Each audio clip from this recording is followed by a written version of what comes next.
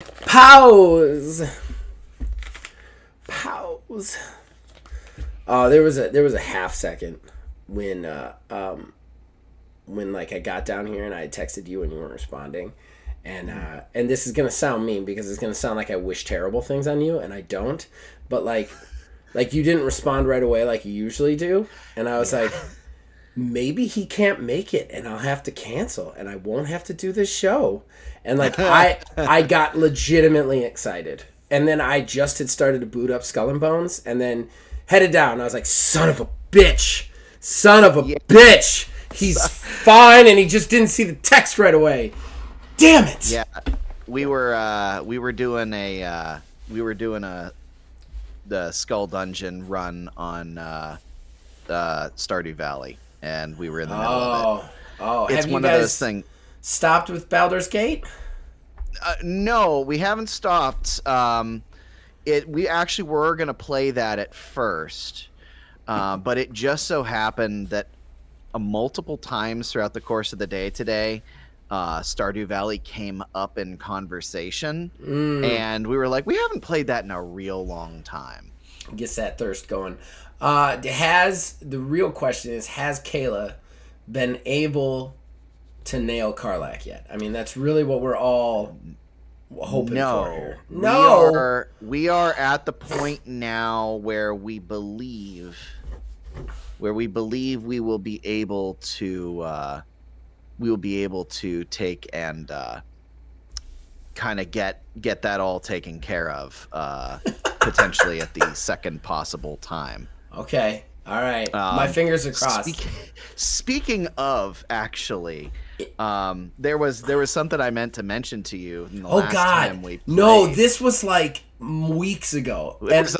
I've been meaning to ask you about it because I remembered you saying in a podcast like weeks ago, I have a Baldur's Gate 3 story for you. I'll tell you in between, and then we just never got to it, and I remembered it like 2 weeks ago, but then every time we get on, I forget to ask you what it is. So I'm glad we're talking about this now. What is this story? We made a boss kill himself. Oh, I've heard about this. Was it the coin guy?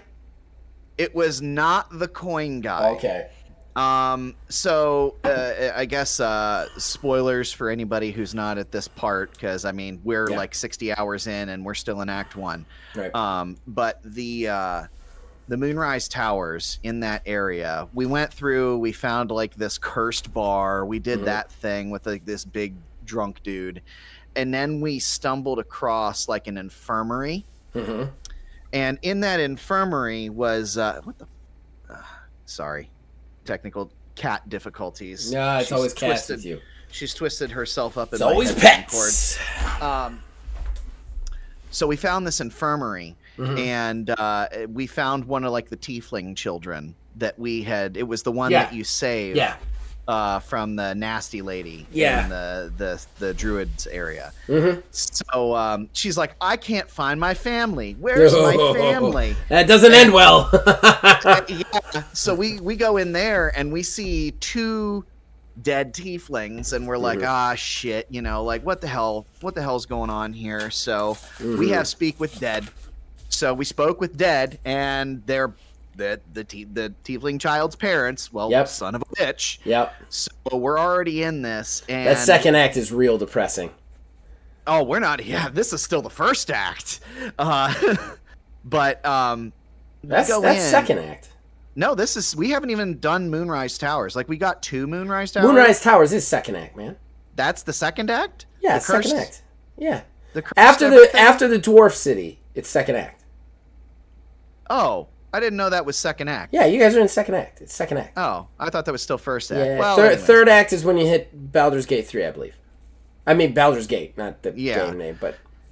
So, in this infirmary area, that's like cursed nurses that are like trying to like learn the ways of healing, but their whole thing is like, oh, pain is healing, and there's this guy who's like leading all of them too. The fucking evil ass doctor. Yeah. He was one of the hardest fights for me. We didn't have to do it. He was the guy? Wow. He was the guy. So, how'd you do it? I gotta hear. I lucked out somehow because I'm playing a barbarian, so I'm big dumb. Right. And I walk over and I successfully get 3 rolls in a row. That's pretty checks impressive. against like knowledge, religion, and something else. And it basically was me saying, hey, you're not doing that right. The only way you can really teach them is to be the subject in which they work. I remember that conversation. And he's like, you know what? You're right. And he just kills the guy on the table, yeets his body, and lays down. It's like, go to town. And they just wreck him right then and there. And I'm like, I'm watching this happen. I'm like, wow, this is a really weird interaction. I wonder if this is like, you know, supposed to be a boss or something. Oh, he is. Sure shit, he's a boss. He was one of my hardest fights. I remember him. I fought him like 3 or 4 times, and like it was to the point where like I couldn't find new ways to level my characters up. I just didn't have the best like loadout for my characters, and they would just, oh, those nurses, those fucking nurses. They keep coming back to life, and it is a nightmare to fight that fight. Yeah, we didn't have to do any of that. They That's stabbed awesome. the shit out of him. He dies, we loot his shit, and they just walk away. You know what's super fucked up about that too is you're a super dumb barbarian, right? Yeah. The character that I had kept trying to convince him to kill himself and failing the rolls, and I was a monk. I had religion, and I could not do it. Every time I did this conversation, I mean, I thought maybe I could get him to kill himself, but I never got that far. It always turned into like stabby, stabby, McStab, stab. But yeah, that's awesome, man. That's awesome. Let me ask you a quick question. Have you gotten to the village where everybody is hiding out? No. No? No. With all the people from the original city? No. Okay, all right, I'll shut up then.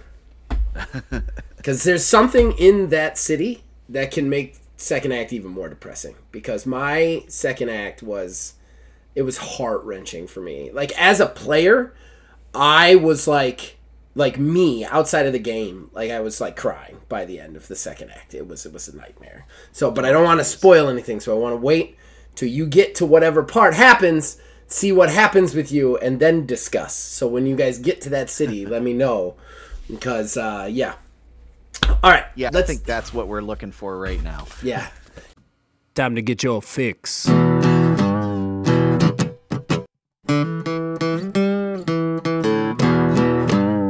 It's a horrible gaming podcast. It's not good, it's not great. Horrible gaming podcast. It's not even what you would call fair. It's really not that good.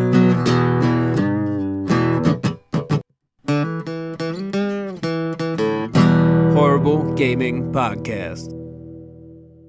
Hello, my name is Zachariah with Old Man Gaming. You, dear listener, for whatever reason, have decided to listen to another horrible gaming podcast. With me is... Neil A.K., a tiny wizard. I'm not alone. Usually I'm never alone, though I do say things out of order. I am... Until you said it. Yeah, I did. The obsessive compulsive in me. The minute I pointed at you, I was like, you've got to find a way to say that, or you're not going to be able to sleep tonight. So here we go. We are going to be doing kind of Traditional. I guess traditional. Yeah, I mean, our traditional has been varying over the years, I would say, but this is going to be a relatively depressing episode. It is going to be not a fun one, because I feel we both talked about this a while on the subject. We can't not talk about basically the imminent crash of the AAA of AAA gaming and what's happening right now in the industry, which is just going to be a bummer and it's going to be depressing. But I feel like we have to at least have one podcast about this, and then we can move on to like, what games are your favorite games with analog sticks? We can move back to that, and that'll be great. But like for right now, there's just too much coming out for us to not share our thoughts about it, talk about it for a while, and it's not going to be pleasant. I think it'll actually make the show a little bit shorter, because personally, I think when we get to the talking point, I'm going to say a bunch of stuff, and then Neil's going to say a bunch of stuff, and we're both going to kind of nod at each other in agreement, and then we're just going to move on, because there's, I think this is one of the rare things that me and Neil are going to be completely in agreement. Yeah, on. like 95 to 100% in agreement on. But we're going to talk about that. Put on your sad pants, motherfuckers. Put on your sad pants, motherfuckers. But before we get to the sadness, we've got to thank people who made this sadness fountain possible. Behind our ugly mugs is a custom graphic that was provided by Mr. Mark Bell. We thank him for that. Then, of course, the theme song for this show and all the music done here on Old Man Gaming is provided by the man who makes the music, my brother Nick Van Sliders. We thank him for that. We'll be right back with fan interaction.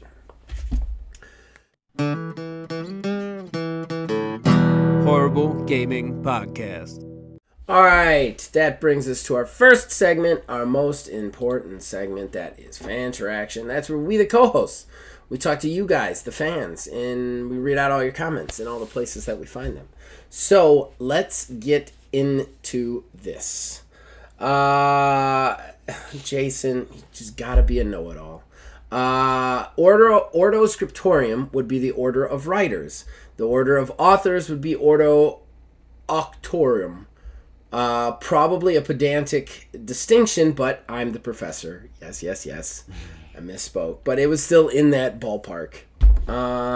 He then continues, 34, there is porn of it, no exception, so it's rule 34.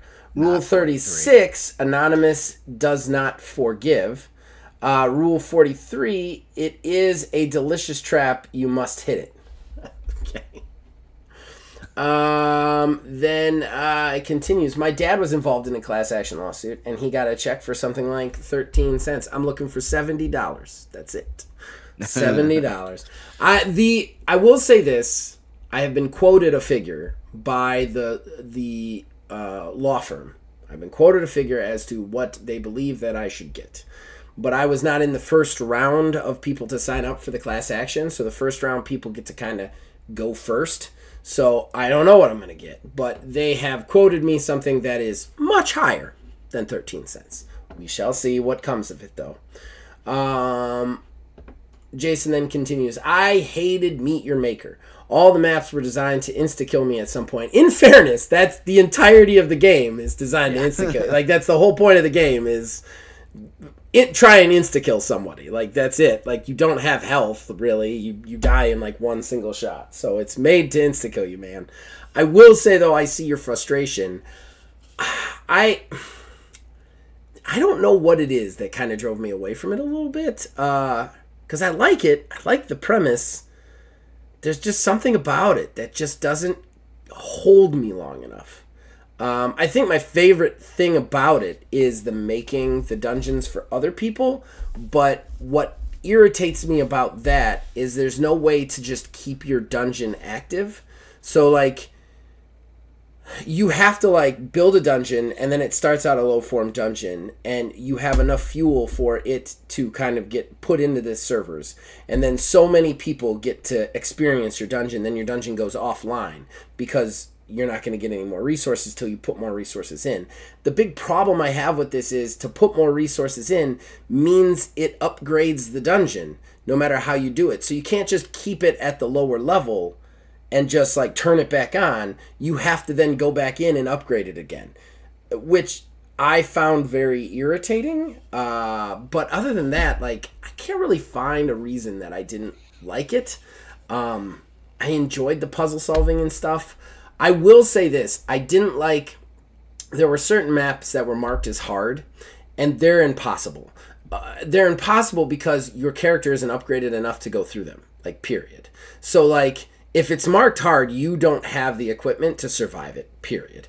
And I don't like that. I don't think that it should be hard, like, it shouldn't be offered to you at that point, you know? But yeah, I don't know. There's just something about it that it just didn't hold me. Not like Dead by Daylight did, or many other games. Yeah, I mean, I can't say for that game specifically, but I do enjoy a game that tells me like how difficult something is going to be based off of my current level comparatively. Yeah. There's lots of different times that I've come across something like that where it says, you know, different games are like, oh well, this is a pretty high level thing for you. Like Fallout was one of those. With Fallout 76, when I played that for a little bit, it was like, you shouldn't be out here, but it's like I actually enjoy that sort of shit to some degree. Well, and I do too. But what bothers me is like this doesn't. It's not like it's hard and you can do it. It's impossible. Like the map that I went into that was hard. I was like, I'm gonna try hard, and I spent like 2 hours on it, and I realized at one point that like to get through the part that I was in, I literally needed a piece of equipment that I hadn't unlocked yet. Like it was. There was just no way to get past the traps in any other form. And like, I'm like, this isn't hard then. This shouldn't be something I can go into, you know? And I just found that frustrating. I don't mind it saying, hey, this is way too bad for you. You shouldn't be here, but you could try it and potentially succeed. I don't mind that. I really got upset that it literally wasn't physically possible due to the amount of equipment I had. But yeah, I didn't hate the game. It just, I don't know. There's just something about it that just didn't hold me. There's also like a severe hopelessness to that game that is beyond anything else, to the point where it's like, I don't know. It feels like everything's empty and doesn't matter anyway, in a way. And I know it's just a live service, so it's kind of just like a reason to do the loop, you know. But like, I'm like, what am I doing? Like, Earth's just populated by these giant mutants that eat people. There's no people around anymore. The only people are in my base, and they're literally stapled to chairs that keep them alive so that they can keep me going out there to do these runs. Like, there's a weird baby in a jar that is definitely not going to help me, but keeps saying it's trying to help me. Like, what are we even doing this for? Like, we're post-apocalypse at this point. Like, I don't know. It's just, I don't know. There's a lot about that game that just, I don't know, it just kind of pushed me away rather than pulled me in. It's one of my few regrets on purchases, to be honest. So, William Hohen then jumps in. Hi, exclamation point. Thanks for the shout out. On console prices and such, controllers are now really expensive and are not made that sturdy. Amen to that. $180 for an Elite controller, and if you take a bad breath on that thing, it's going to explode. Then we move on. On Nier Automata. Just finished my third playthrough, and oh boy, everyone should play Nier. Everyone. I won't spoil it, but let's say each time you play the game, it's very different. Thanks for the show. # give Princess Peach a game. Yeah, well, she's getting a game. It's not the one I'd like to see out of it, but I will say, I know what you're talking about in Nier. I watch enough gaming videos to know there's like fucking like 52 endings to that game or something like that. It's like one for every letter of the alphabet. So have fun, man, because that's a fun unlock. I wish the subject material was something that even remotely interested me, but anime robot people just doesn't. And then we got one more Jason one. I heard you say something, but I couldn't understand it until later after I heard you talking about it. He's talking about the whole Nightingale thing. Honestly, though, I think it's too early to judge. Right now, it doesn't seem all that interesting to me. Doubly so since I only play on PC. I gotta say, I have removed it from my hard drive. It is another regret. I wish I had not purchased Nightingale. In 2 years, game might be great, but right now it's just it's an average at best survival crafting game that is held alive by the fact that it's really pretty when you play it, and it's one of the only steampunk games out there, you know. Other than that, it's literally just collecting rocks and shit like every other one. It really reminds me of Grounded, like the early days of Grounded, when it was just a train wreck coming out the gate, but its premise was so interesting that you wanted to play, and it was good enough to keep you going, you know. And now Grounded is arguably a 9 or 10 out of 10. Honestly, it's a great game now. I urge anybody to go back to it. It's huge. It's got tons of depth and an interesting story to it, as well as the crafting mechanics. I think Nightingale could get there. I just think right now it is just not worth the time for me. It just isn't. So, yeah. Unfortunately, I have removed it from my hard drive. Sorry. Might put it back on there if it gets good again, but... Someday, one day. Someday, one day, maybe. We'll see. All right, so that is it for Fanteraction. Let's get into this talking point. Let's do the dirty, basically. Do the dirty. We'll be right back. Horrible Gaming Podcast. All right, ladies and gentlemen, that brings us to the talking point that nobody wants to talk about. And I'm going to say this. I don't have to put on a tinfoil hat anymore. I have been saying for the last, 3 years, maybe 4, that there's been a gaming crash coming for AAA development, and it's actually happening. We're watching it happen. Sony has now laid off some insane amount of people, but 8% of its global workforce. In addition to that, Embracer has let another 2 studios go, Saber Interactive and Gearbox, of all things. And they only bought Gearbox last year, guys. Just want to point that out. So Gearbox is looking for a new parent company. And Saber Interactive, I think, just got bought by somebody else. So you have that happening. You also have even Star Citizen is being affected. That's got layoffs. Every major developer has huge layoffs. Just the gaming industry has been gutted as far as it goes, which I think will only lead to more crunch, and it will also only lead to more, like, the quality of our games dropping even more. I think that if you don't mind me going on a rant for a sec, Go for it. I'm looking up something. We are looking at an industry that makes more annually than the music, movie, and TV industries combined. That's how much money video games make. So how could we possibly be in this position? And I think the answer is very clear.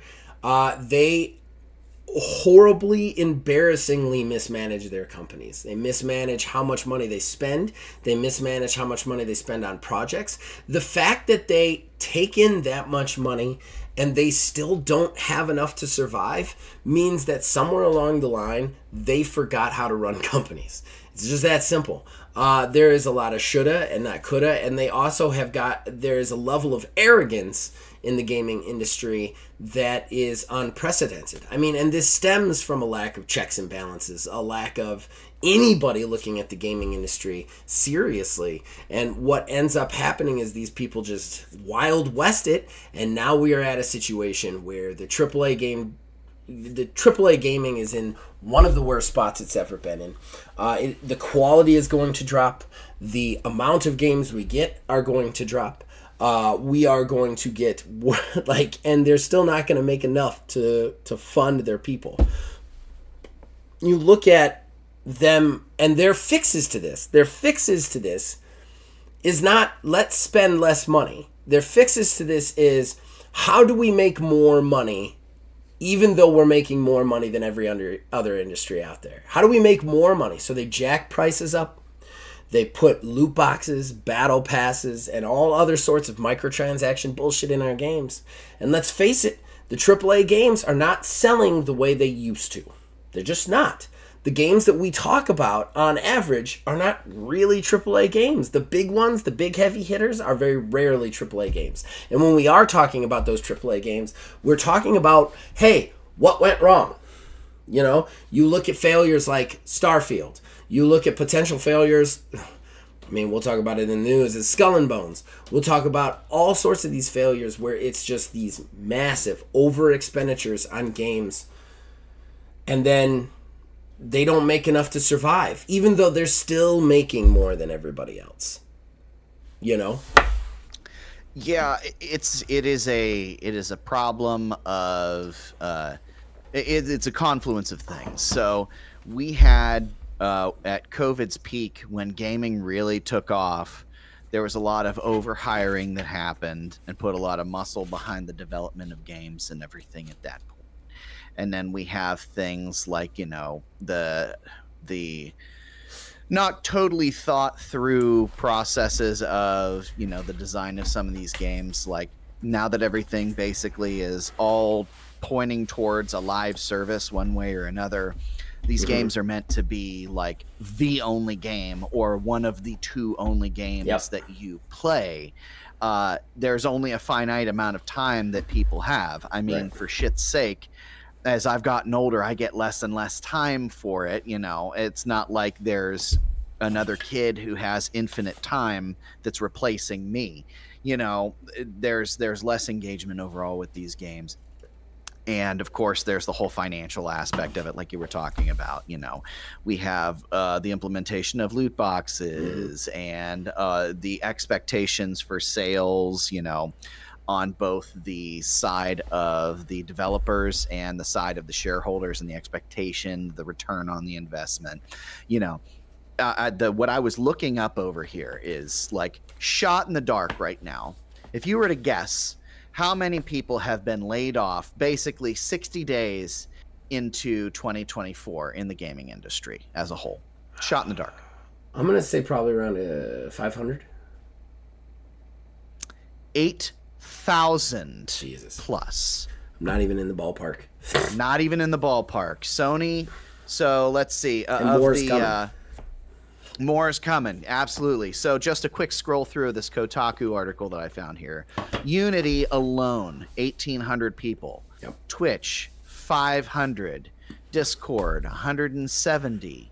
Sony, the more recent one, 900 people. Where was the other one here? EA was just one that was just on the list here too. 670 people. It's basically falling apart right in front of our eyes, because every single game now, like, it's got this crazy turnaround time for it to make the games anymore, and the amount of time it's taking to make the game is not necessarily paying off in the end for what they're expecting to return on the investment that they made, how it was back in the day.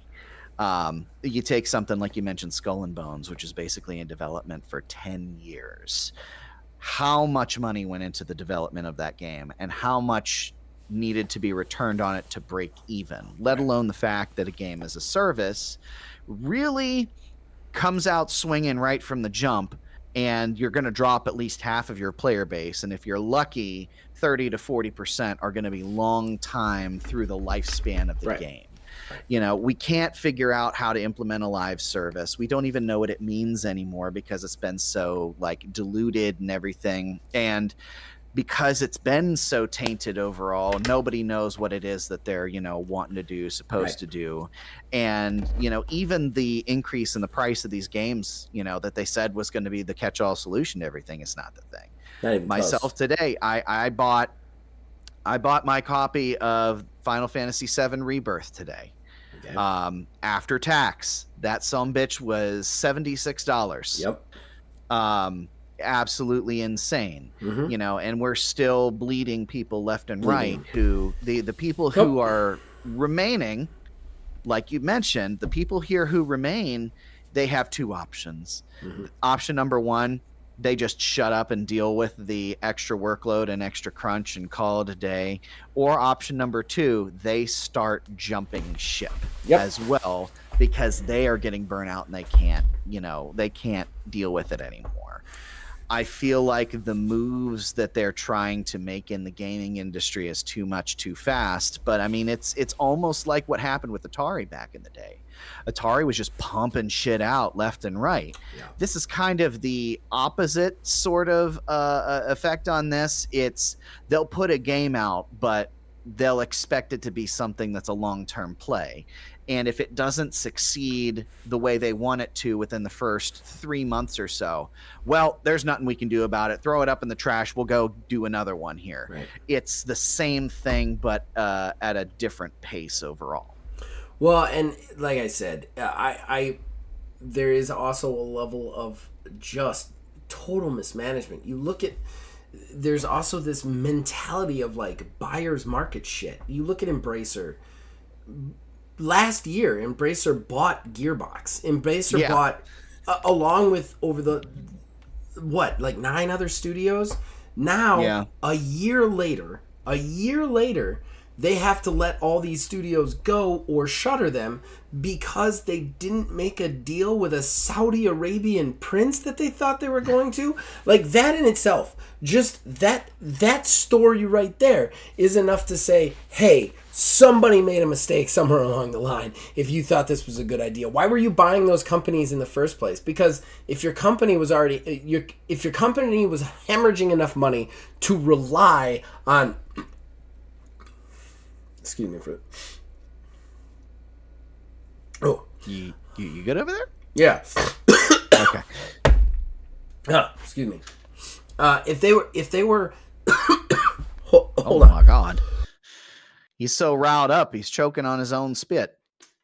Choking on your own rage and hatred. That's what we'll go with. Yeah, something like that, I guess. All right. If they were so bad off that they were hemorrhaging money to the point where they required a Saudi Arabian prince to bail them out, right? Then they were hemorrhaging money before they even bought those companies in the first place. Why are you these are major billion-dollar companies. This doesn't happen overnight. Like, why were you buying 10 companies to start with? Why are you stepping in and buying Gearbox, of all places, if you are going to require somebody else to even bail you out at the end of the day? Like, where is the foresight? Buying Gearbox and then, like a year later, turning around and selling them.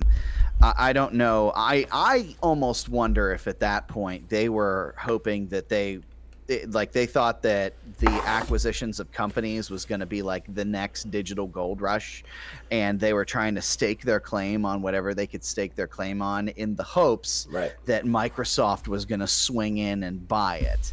I really think that may have had something to do with that. And I feel like the acquisitions and everything were the first step of what we were seeing. Now the layoffs are coming through. This here is the second step of this whole process. Right. We've already got step, 2.1 that happened as a part of this because there were a bunch of projects that were announced as canceled. Mm-hmm. We're missing out on I think it was Respawn was making a we're talking EA now. A Mandalorian first-person shooter. Well, and let's talk EA for a second. They have shuttered all these companies. We're missing out on Mandalorian. We're missing out on a couple of other games. And why? Here's why. Their announcement was, we are going to rely on owned IP, sports games, and live service games. So the thing that brought you to the table as wrong, the thing that's not selling for you, which is live service games, is the thing that you want to make more of? Like, Anthem failed because of you guys. Like, like your live service games are, like, name an EA game, live service, that is successful. Like, I guess you could say the sports games, but they're annualized franchises, so I don't consider them live service. So, like, they don't have one. What are you doing? Like, this is something else that bugs me. You look at Ubisoft, right? And I will say this about Ubisoft, as crappy as it may be as a company, it does do live service really well on a lot of points. Like, I'm dying over here for some reason. You look at For Honor, they pulled that out of the fire, and that's now a successful live service going 10 years in. You look at Rainbow Six Siege is still going, and that thing, like, how long has that been going? They actually have, like, live service games that they make work. Skull and Bones, however, Skull and Bones is a $70 game. They're calling a quad A game. And I'll say this, it's pretty. A lot of work went into this game. A lot of work went into this sailing arcade naval game. Why? Like, Skull and Bones would be just as cool if it wasn't as pretty. Just as cool. I promise you. But yet we spend 10 years working on this thing. There's no way you're going to get your money back on that.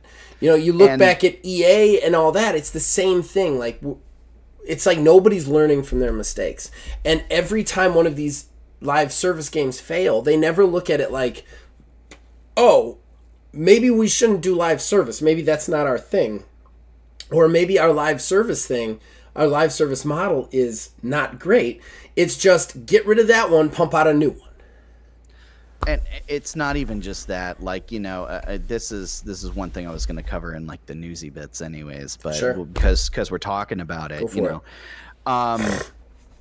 Assassin's Creed 4, Black Flag, the whole reason why Skull and Bones even existed, has seen a resurgence in popularity, and at one point had higher numbers than Skull and Bones itself. Yeah, that right there is the sign that you're doing something wrong. Yeah. That you're forcing somebody else to go want to play something that is older and not the thing that you just made.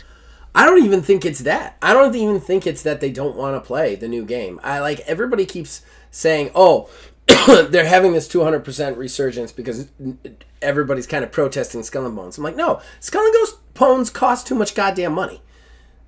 Whereas they could go play Black Flag for $40, maybe $30. Like, yeah. Why does Skull and Bones cost so much goddamn money? Like, that's the problem. Yeah. Like, you're roadblocking your stuff. Like, it's not even that you're looking at it like that they're looking at it and they should be like, oh, we should make narrative games as opposed to live service, because I think Ubisoft does great at live service. What they don't do good at is pricing. They don't do good at pricing, and they don't do good at marketing those live service games. I think the live service games that survive because there's always a team of developers that's really committed to the games that they put out. The For Honor guys, they have a weekly podcast that I used to watch called The Warrior's Den. They love this game.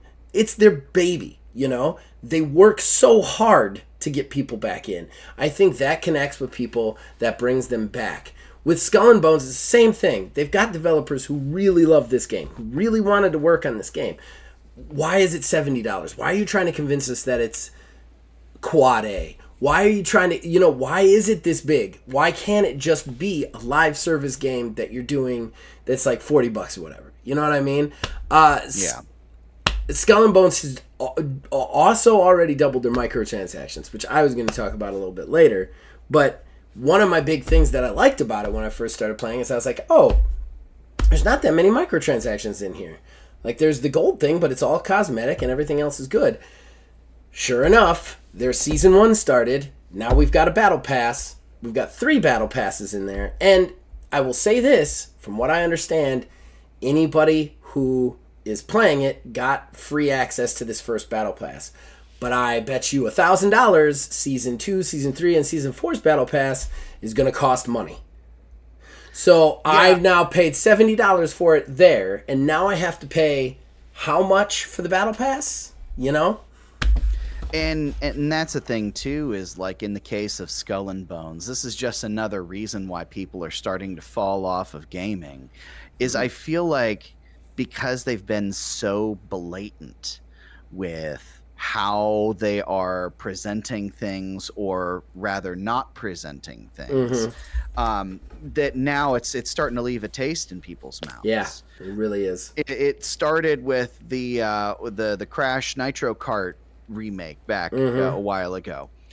No microtransactions. Hey, but why is there this storefront? That's kind of weird. And after all the reviews come out, then it hits. Microtransactions, yeah. And that's the thing, is I guarantee you, they knew full well that people were already on the fence, not even on the fence. They were considering maybe straddling the fence if it turned out good enough.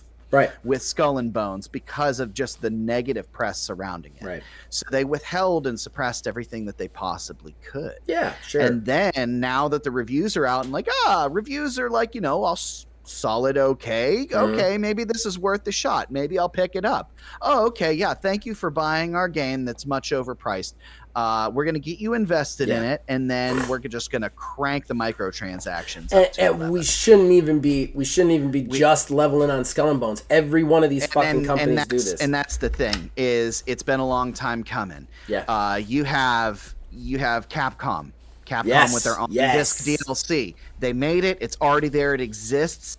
Whenever you buy your DLC, it's just a couple kilobytes of data that unlocks the shit. That drove me up a fucking wall whenever they were doing that. Thank God they've stopped. You know, they have all these other live service games that are being put out as trash, or even just general, like not even live service games anymore. Well, Capcom's pricing and everything for everything. Their weird little trickiness on that. The weird bullshit that they do with collector's editions now that don't contain the actual game. Get the whole fuck out of here. Yeah. Like that is the shit. That is why people don't trust game companies. Right. That's why they do subscribe to services like Game Pass, where they kind of at least know what they're getting for a flat rate. It's not like, you know, they're spending an extra $60 to turn around and be disappointed. You're paying your flat, what, $18 something every single month, at least in my case, to get I pay access. 10. I was going to say, because I have the PC nice. and PC's nice. I have the PC, Xbox, all-in-one, xCloud, everything. But, you know, in that case, like I'll pay $18, you know, even $20. I'll pay $20 a month for a year. $240. That's 4 $60 games if we're following by the traditional pricing that I would pay for the year, and I get, you know, untold access to effectively all of these different games available. You know, that is the thing that people want at this point, because games are so goddamn expensive now. Because partially, at least, because of the reasons that we've been talking about here now. You know, because companies are going to company, you know, they have these unrealistic sales expectations. They have to turn around and make that money somewhere to meet those goals that are unattainable for themselves. So they do it by doing stuff like that. And they portray this false sense of profit by cutting staff in situations like this. They also... It's a self-made problem. They also... They expect players to play one game for the rest of their lives. That's what they expect. I love Skull and Bones. I have over 50 hours in it already. I absolutely love the game. It's what I would be doing right now if I was not recording this podcast. It is not going to be the last game I ever play. Like, it's not going to be the only game I ever play. Like, there is this unreal... This one of the things I loved about the Pal World thing we were talking about a couple of weeks ago when they released their statement. Like, we don't mind that the player count dropped. If they want to play something else, that's fine. Like, whereas you have these companies like, we're going to make this game. They're going to spend ungodly amounts of money on it and it alone forever. In perpetuity, and that's how we're going to make our money. That is not the way entertainment works. It's just not. And it's dumb to think it is. So, like, I don't know. I think that, like, you have a perfect storm of stupidity at the top of AAA gaming right now. I will say I do like that. I do. What I do think is funny is you look at, like, AA games. Have we heard any big layoffs from AA's or single A games? No. Nothing? Not really. No. And that's because AA and single A games are just making the games they want for the right amount of money, what they can afford, because they're still connected to real people. It's not big CEOs with golf courses in their backyards who don't understand how much people actually have to spend money on. And that's the problem. The problem right there is the disconnect. And gaming has one of the worst, largest disconnects there is. And it is so evident by the disparity between the amount of money, the untold, ungodly amount of money that industry makes as a whole, and how much they spend. How are you overspending that? Like, that's insane. But yeah, I don't know. It's just real sad. It's real sad. You know, you've got now 8,000 people out of work. I am sure there's more people coming out of work, plus that only means that the quality, like, games don't get better when there's less people working on them, guys. Right. Like, not AAA games anyway. You know, it just doesn't. All right? So, like, these games are going to get even worse while you have CEOs trying to shoehorn in more, like, microtransaction-y bullshit. I don't see how this gets better, and I think that as far as it goes, I think AAA gaming is, like, 2024 is going to be a real bad year for them, and 2025 is going to be destitute. We're going to be in real trouble in 2025, you know? Yeah, I want to see. I think personally, I think it's really going to start to come to a head, or at least start to present itself in a more clear manner in a lack of things coming out in 2026, which is funny enough when it sounds like those new consoles are coming out. Right. Boy, fucking howdy. That's for interesting. A G. Yeah. For a cool $1,000. Yeah, I agree with that mostly, although I can't say that 8,000 people losing their job isn't the start of it, isn't a very visible start.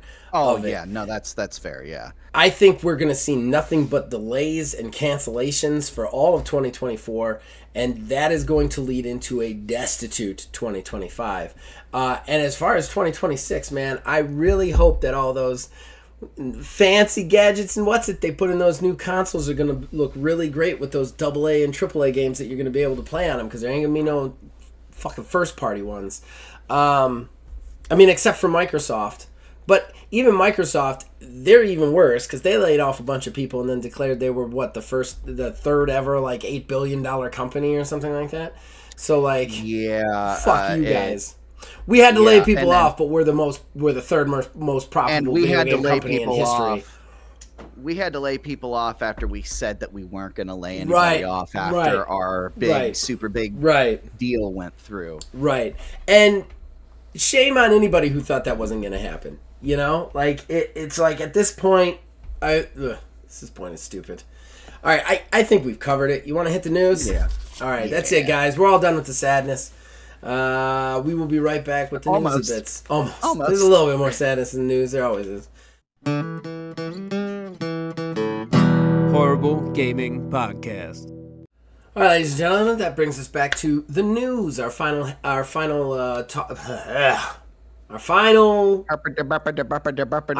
thing we do on the show that we are recording. And basically we collect headlines that we didn't decide to put in a talking point that we want to tell you about, riff about, whatever. Neil has 4, I have 3. Neil, start us off. So I actually, this one here, I'm kind of shoehorn in basically from what we were talking about a little bit here ago. So, you know, we were talking about all these layoffs that have been just hammering the industry overall. Right. However, there is an individual over at Larian. His name is Michael, I believe it's Dowse. Okay. And he actually, after Sony announced their layoffs, went online and urged everyone who's been laid off to at least apply at Larian. Because he said that he is sure that there's great talent out there being wasted by these layoffs. That's sweet. That's sweet. I mean, obviously, Larian can't afford to pay 8,000 more people, but yeah, that's nice. That is really nice. Larian's a good company, man. So far, they're a good company. I haven't seen any problems with them. Not yet. Not yet. I mean, yeah, right? Give it time. We loved Obsidian. It comes for 'em all. We loved Obsidian. Now they're shitty. But yeah, I'm enjoying that, and that's really nice. That is a really nice thing. Mine is not so nice. And it does still relate to our talking point. Skull and Bones announced recently that it had record-setting player engagement. And then quickly people were like, well, how many copies did you sell? And they were like, we don't want to tell you. So, but free trials are a bitch. But they said they have roughly, on average, 4 hours of engagement a day from players. And I know I haven't played 4 hours a day. I'll tell you that right now. I've played plenty, but I haven't played 4 hours a day. Not even close. But it does make me wonder if there's like 70 us just like who really like the game. Like, because player engagement would go up if the player count went down. so it's just like the 70 like diehards, and Ubisoft's like, look at these guys. If you only have 70 people playing and like 50 of them are playing 8 hours a day, there you go. And your average goes way just up. Paying an hour, record-setting engagement. Record-setting engagement. I will say this: I have unlocked. It's almost shameful that I have, but I have unlocked the highest end game that Skull and Bones offers, and it's actually interesting because it relies on a leaderboard for how you get like your currency from there. I don't want to go into that, but just the fact that there is a leaderboard, I can see that there is at least 58,000 people playing on a regular basis, because there's 58,000 people above me. So there's at least that many people playing on a weekly basis. I'm going to get really nervous when there's only like 10 people above me, because I'm not that good a player. So like, then we'll be in trouble. But there's at least 60,000 people playing, which may mean that it's more successful than we think it is. The real question is it successful enough to warrant its development hell? And personally, I think what's going to happen is I think everybody who's playing it either played it with the free trial, or they played it with 1 month of the Ubisoft Connect, which is, $18 per month. But I think that's plenty of a reason for you to be like, I'm just going to go $18 for a month, play it for a month, and then, cancel my subscription. So I will really see, I think it'll be really telling if in 3 months we still have that kind of player count and engagement, what we're talking about. I will say, Ubisoft does have a really good track record with keeping games alive way longer than their expiration date. That being said, I don't like the price or anything that led up to it. This was a really, really sus kind of announcement. Like, 4 hours a day, record engagement. How many did you sell? We declined to comment on that. Like, what? But it is a lot. We're going to say it's more than a small amount. It is a non-zero number. Right. It's more than one. All right. So your turn. Speaking of live service shenanigans. Oh, God. Suicide Squad Kill the Justice League. What a fucking joke. Warner Brothers has officially come out and said it has fallen short of expectations. No goddamn shit. Yeah. So according to the IGN article that this came up through, the game at the time of the writing of that article had a peak player count on Steam of 888 people. We're talking Babylon's Fall number now. We are definitely talking Babylon's Fall numbers right now. I have said this repeatedly. That game is the height of people not understanding how to make a game or a live service game, really. Like, they literally just think live service, AAA game companies literally just think live service is Destiny. Like, that's what they think it is. Because there's no other reason for this game to be Destiny, and this game is Destiny. And that's...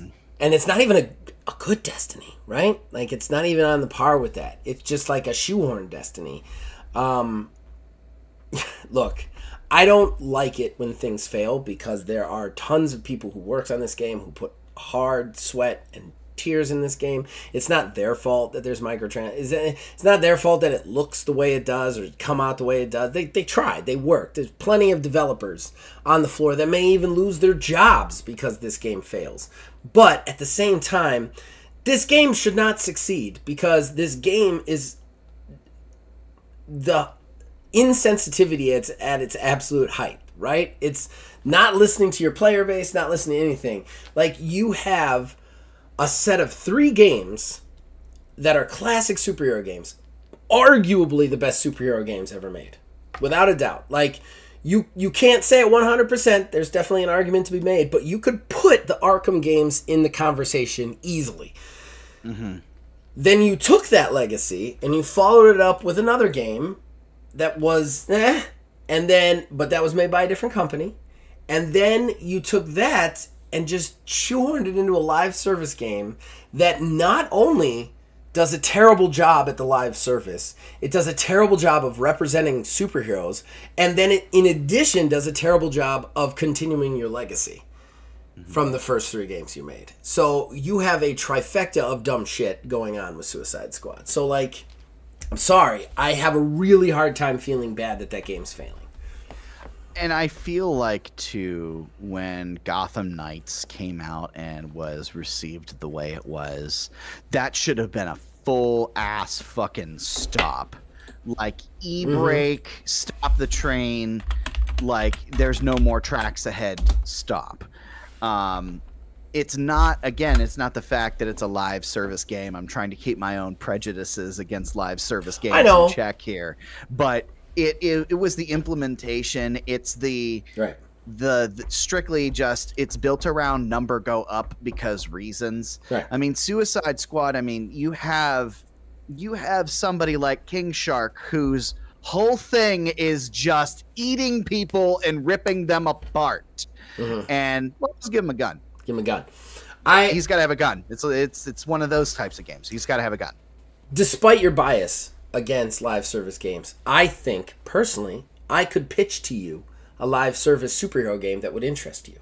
Because... I know they could exist. Right. They could exist. That's what I'm saying. It's not even necessarily the always online bias. It's the fact that instead of trying to take what the Suicide Squad is and turn it into a game that also has live service elements, you were like, we need a Destiny, slap Harley Quinn on that shit. And that is not acceptable. It's just not acceptable anymore for fans. It just isn't. You can't do this shit anymore.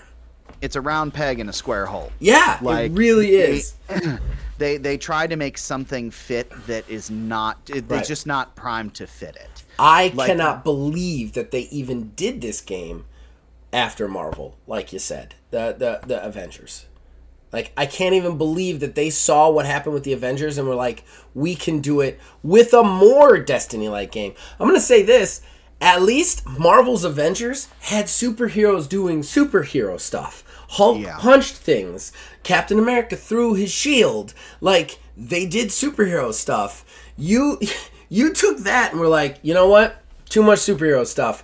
Give him a pistol. You know, like, it's insane. It's absolutely insane to me. Absolutely. All right, my turn then. This is a fun one. This is a super fun one. But actually, both mine are fun now. Because, so there's a game no one who listens to this podcast has ever heard of, but I just thought this was so interesting I wanted to share it. It is a game called Threat Rhythm Down. Threat Rhythm FF, something like that. Threat Rhythm, I think. Oh, the Theater Rhythm, yes. Theater Rhythm. That is one of the ones I have, yes. Oh, man, that sucks. That's not the one I thought I was going to steal. So, it's a game that connects to the internet, but it's like a rhythm-based game based on like Final Fantasy music. On Leap Day, it was down. It was just down all day, and nobody could figure out why. And it turns out that the reason was that the game connects to the internet to check if it's your birthday so that you can get a little prize if it is your birthday. But when the programmers did this, they forgot to add in leap year. So it would go to the internet to check for February 29th and was like, well, I can't process. And it just stopped moving. So, like, the game literally went down because it was a leap year for a full day. And the best part is, too, as near as we can tell, there are no plans for an actual official fix to this. Their solution was, just change the date on your console. Change the date. What I find funny is that means that in 4 years, if you're playing that game, it's going to shut down. I think that's hysterical. All right. Well, so now we both only have one then, I think, right? Yeah, and I'm just gonna go with mine because this was the one thing that I actually had. I had started to make a list for last week, but then we did the other thing instead, the showcase instead. Right. But I didn't really save the article for it like I normally do. But there's actually going to be a Dead by Daylight Iron Maiden crossover. Yes. I actually am aware of that because Jason, listener to the show, posted some of that stuff to Discord. Looks really cool, doesn't it? Yeah, I think that's cool as shit, like reaching out and like doing stuff with that too. And it's one of those things that you don't really you wouldn't think of right from the jump, but if you think about it for any longer than like 5 seconds, it's like, actually, Disturbed has their mascot. It would there be there's tons of opportunity there for different things, especially with a horror game. Metal is rife with that stuff, and it is very cool.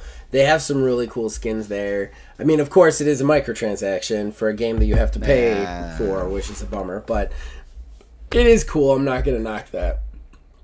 So my final one is one of my favorite things, and this also, yours didn't come from Jason, but he did post about it. This came from Jason. He posted it. I thought he had found a joke on the internet, and then I looked it up and found out it was not a joke. It is 100% real. What am I talking about, you may ask? Well, I want everybody, maybe even before I'm done talking, to go to your Googles, and I want you to go to your search bar, and I want you to type in Game Scent. That's what I want you to type in. Because what you will find is a peripheral for your game console that is AI powered that allows you to smell what's going on in your game. That's right. If you're playing Doom, you can smell hell. If you're in the rain, you can smell those rain. If something's burning, Game Scent will fart out a little puff of something that'll make you smell burning wood. I'm on the website right now. Discover the future of entertainment with Game Scent. Compatible with all gaming consoles and streaming platforms. Powered by AI with our devices release real-time scents that enhance every scene. Immerse yourself in gaming, gunfire, race cars, explosions, forest, storm. Neutralize the scents from the app. I love that that's a feature. That there's also a button that allows you to be like, okay, I don't want to smell that anymore. Please stop. You want to know how much this is? That I did not hear what the price would be. It is $150 to make your house smell like a fucking... to make your house smell like dead bodies. It is $150.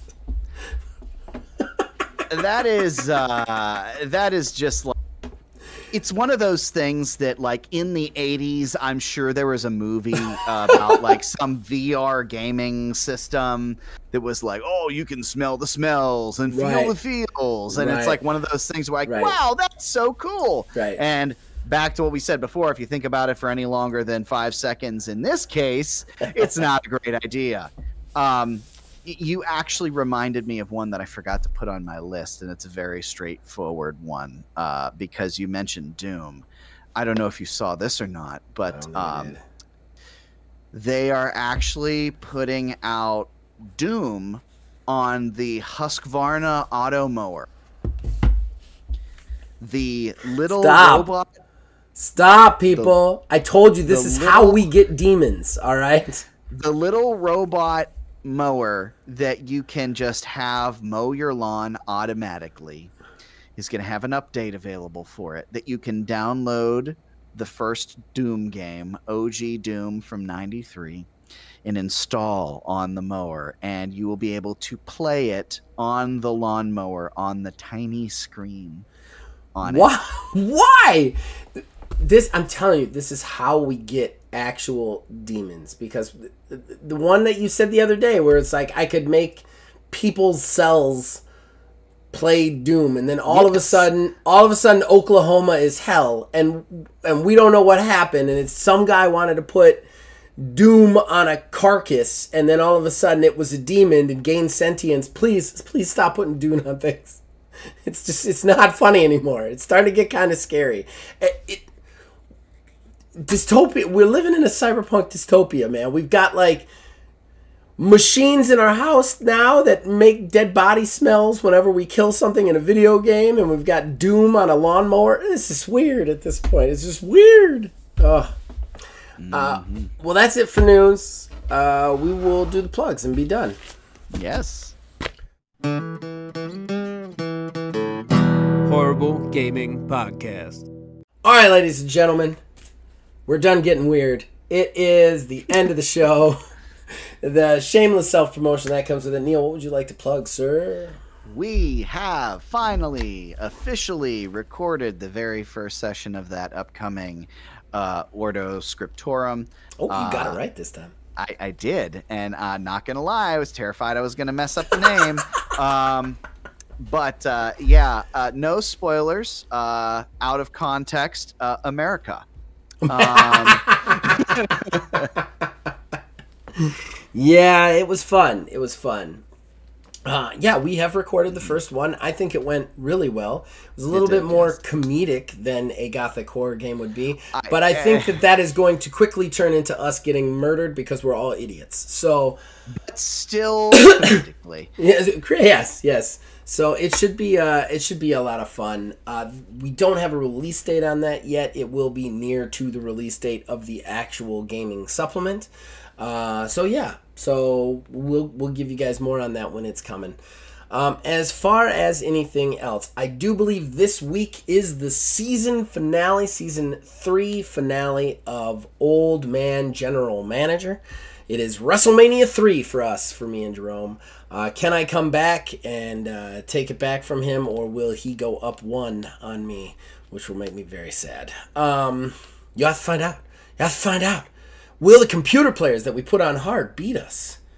Probably. But you guys will have to check that out. With that, this Friday, we have our special episode of OMGM. This is something that my partner, Grandpa Gamer, wanted to do that I reluctantly committed to, but I have to make created wrestlers to represent us in the game.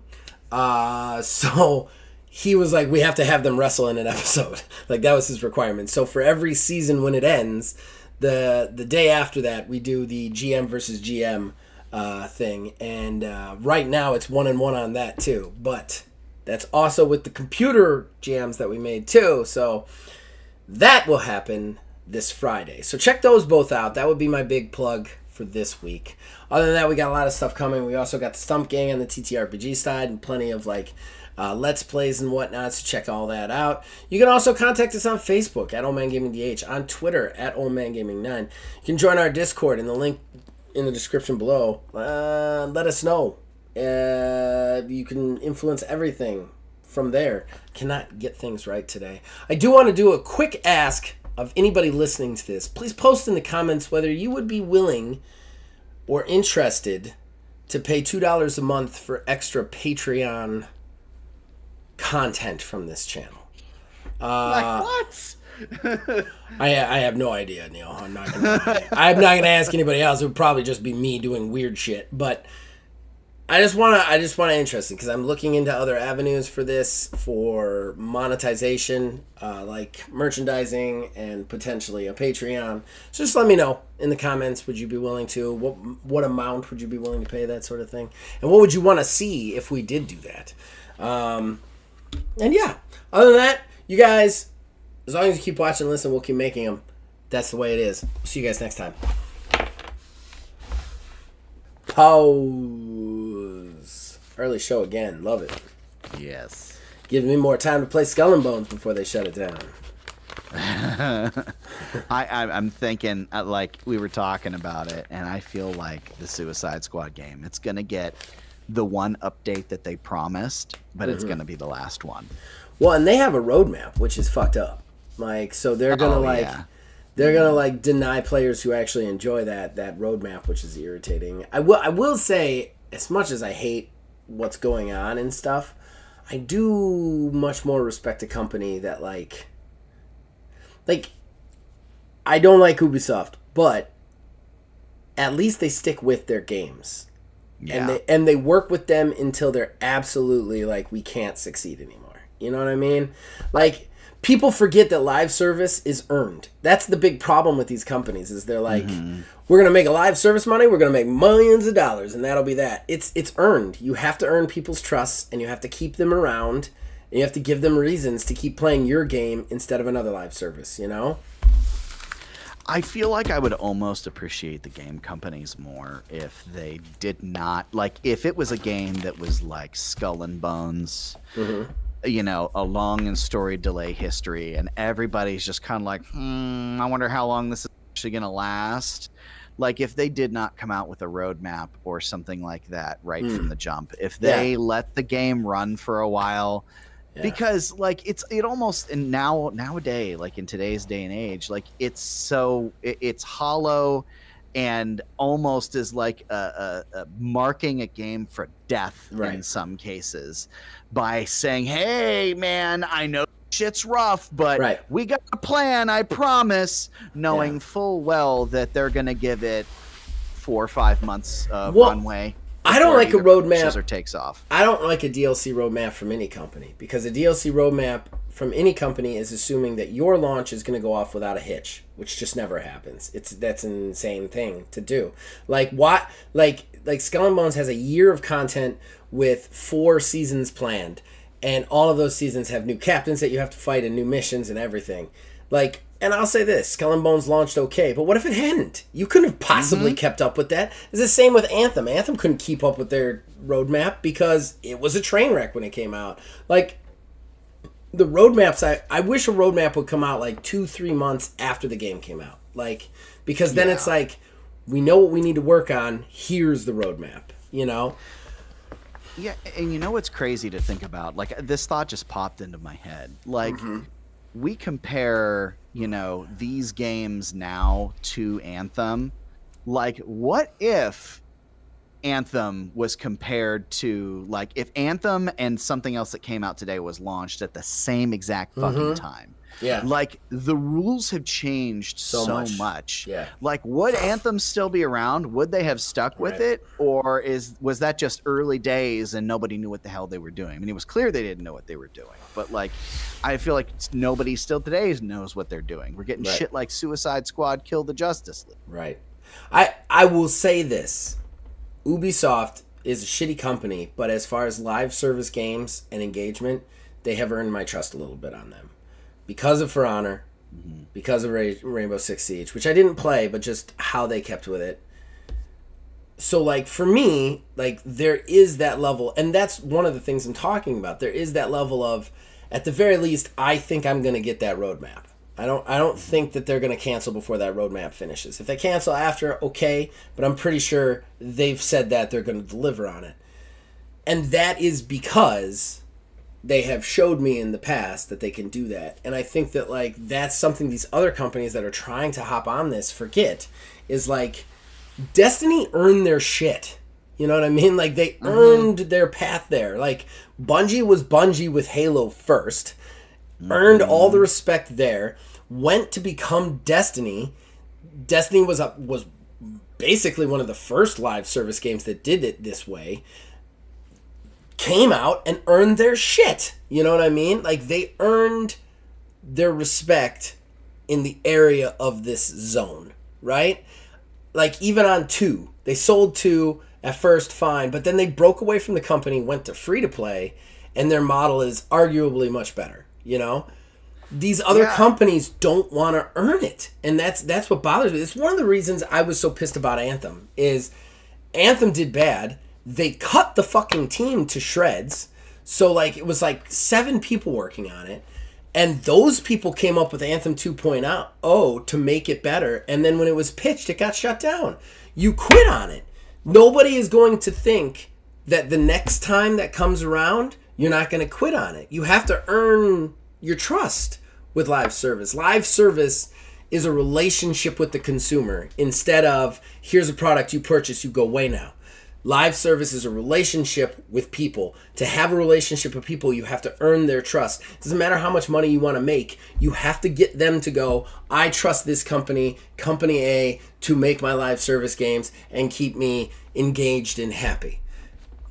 These companies forget to do that. And I think, yeah, that's really a good way of putting it, too. Because it's like, you know, like I was talking about earlier, I got the Final Fantasy VII game. Okay, I bought it. I paid my money. It's mine now. Go away. Right. You know, like I'm not going to get anything else out of this game. Right. A DLC maybe, even though Right. I didn't play the last one, but that's Right. beside the point. You know, like that's it. Right. With a live service game, it is intentionally, you know, the Right. updates are the feedback from Yep. the customer, like the players, you know. Yep. If you say, hey, fuck you and everything that you just told me, I don't care what you have to say, I'm just going to make it be whatever it is that I Right. want it to be. It is just like a relationship. Yep. That's it. It's done. Well, I'm breaking up with you from my hard Exactly. drive. Like, you know, I'm not going to deal with this shit anymore. I'm going to go somewhere else and Yep. find a game that'll love me for me. That is exactly right. Even with Suicide Squad, as bad as that game is, as ill-conceived as that game opened a relationship with people, and now it's finishing that relationship with people by saying you're not worth it for me to continue to work on this. I know that you bought in, but you're not worth it enough for us to keep doing it. And that's the big problem, is that players of live service games, they want that trust. That's the reason they are going to play your game. That's the reason they're going to come back to you. That's the reason they're going to play in your world for years and years to come. That's the reason they're going to want to come back when you update it or do it or whatever, or you make a new game. And these companies with this live service model, at the very least, at least Ubisoft does that. They have an open communication with their players, at least from the devs who are making it to them. I mean, the higher up CEOs are all fuckbags. I'm not saying that they're not. They do the pricing and they're awful people. But the developers at least communicate with us. They make the fixes that we change. They have a very open dialogue with us, and they earn the trust of the players that play them. It's one of the reasons they have successful live service games. Destiny, same way. One of the reasons it has successful live service games. You look at all these other fucking companies trying to jump on the bandwagon. What do? They go, this is our Destiny. They launch it. Everybody hates it. They go, fuck it, we're done. Why would anybody trust you to get in a relationship with you again? Fuck, even Fortnite. Even Fortnite does it better than that. Fortnite has a relationship. It's why people go back to Fortnite over and over and over and over again. You cannot... With live service games, it is not a one-done purchase. You have to have a relationship with your players, and you have to keep giving them a reason to trust you. Not to come back, to trust you. And that's the problem. It's not a shiny thing that you're throwing in front of them. It is trust, that you are going to deliver on your promises. It's the whole thing. And, like, none of these companies do it. Suicide Squad has now, like, Warner Brothers has now basically poison the well for any time they do this again, because any live service player is going to look at that and go, what about with Suicide Squad? I mean, you've got two people with Suicide Squad. You have one person who is like, you should have never made that game, and I never wanted to play it, and I don't trust you to make a good live service game from there on. And then you've got another person who is like, I love Suicide Squad, I bought Suicide Squad, and you told me to go fuck myself. Why would I buy a new game from you? You know? And there's no third person to No bounce third off person. of. There's no Right. third person. So, yeah. I'm going to have to put this in at the bonus or I was something. going to say, I guess we weren't done with the I conversation. guess we weren't done. We had There was a little bit more. another topic to do. All right, let's get into the Blood plugs. from the stone. Blood from the stone. We drain that shit. Like with the udders, stone udders. Stone. Now it's getting weird. It is getting weird. It always gets weird with me, baby. That's how it works.